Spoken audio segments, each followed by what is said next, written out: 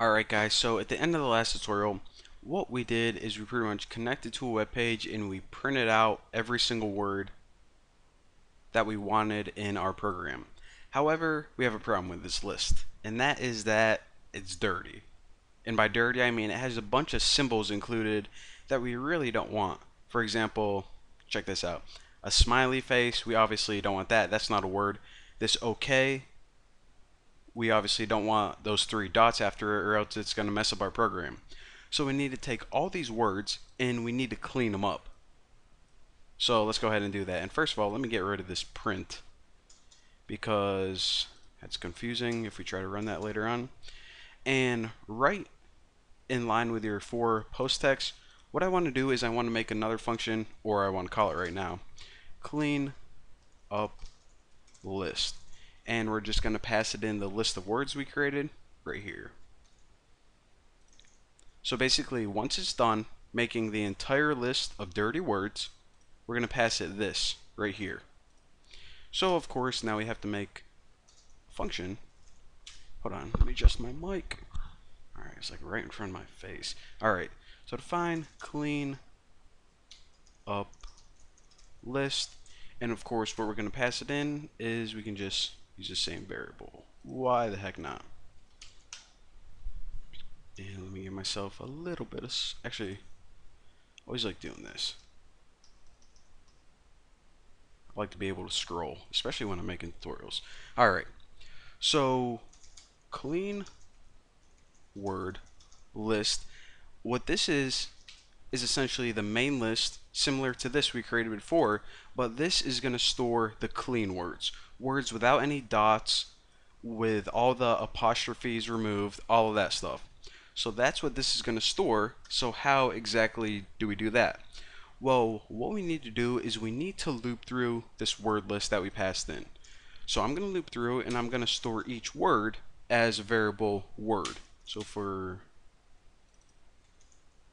basically I'm saying loop through this list, and for each word treat it as the variable called word. Simple enough. So now before we continue any further, what we need to do, actually let me delete that, is we need to give a list of symbols to pretty much look for in each word and take out. So I'm just going to name this variable symbols, and we can actually, there's a bunch of different ways that we can do this, but I'm going to show you guys a really cool and easy way. Just go ahead and make a string with all of the symbols that you need. So I'm going to hold down shift on my keyboard and I'm going to go across the top, and I'm going to keep going right there. And also what I want to do is let go of shift and just click all of the individual keys right there. Now we have a couple problems here, and that's this. First of all, actually we only have like one problem. First of all, this quote right here is a symbol that is confusing Python because we say strings begin at double quotes. So start there and stop here, and see even right now we're getting problems. So whenever you have a quote, you need to actually escape it. So now whenever there's a quote in a string, it's going to know that, okay, I'm talking about a symbol and not part of my Python string. So these are all the symbols, and if we missed any weird ones, then we can always go back and correct it later on. But these are most of the symbols that we want to make sure aren't included in our final results. So now what I want to do is this. I'm going to make another loop and just make a count variable called I, and I'm going to put it in range 0, the length of symbols. So actually let me write this and then you guys will understand what it means. Word replace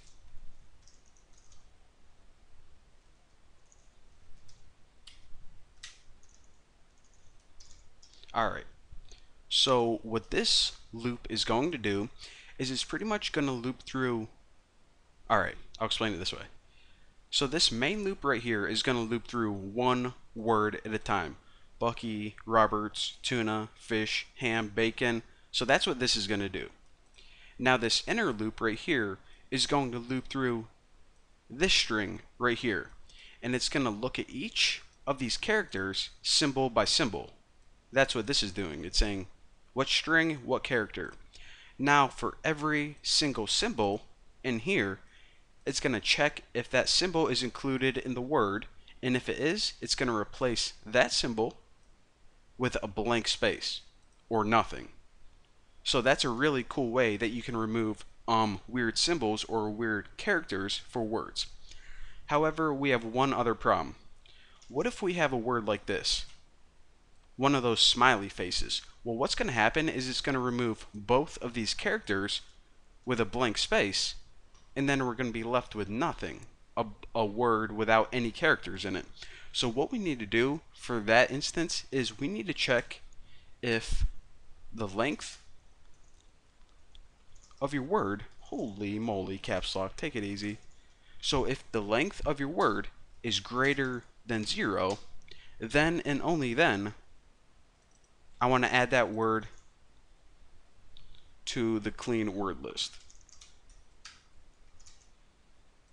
So again, most of the time what's going to happen is it's not going to match any symbols, like if you just have the word tuna ham, and it's not going to make any changes, and it's just going to go on and says, okay, this word does have some letters in it, and add it to the clean word list.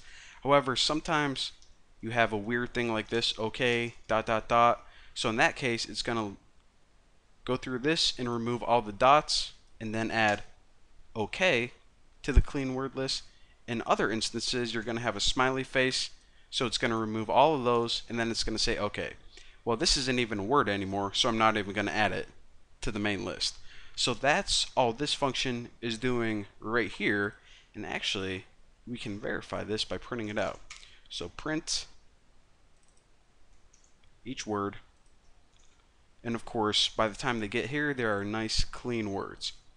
So now if you run this, check it out. All of the words now, no smiley faces, no weird apostrophes or dots after it. Nice, beautiful, clean words. So there you go. And in the next tutorial, we have one more function to make. It's kind of like the heart of this entire program. We're going to be creating a dictionary and finding out how often each of these words appear. So iPhone 10 times, work 5 times, woman 7 times or something. And we're going to see for any web page what's the most frequently used words, how often they're used, and we're going to make it in a nice sorted list. But for now, thank you guys for watching. Don't forget to subscribe, and I'll see you next time.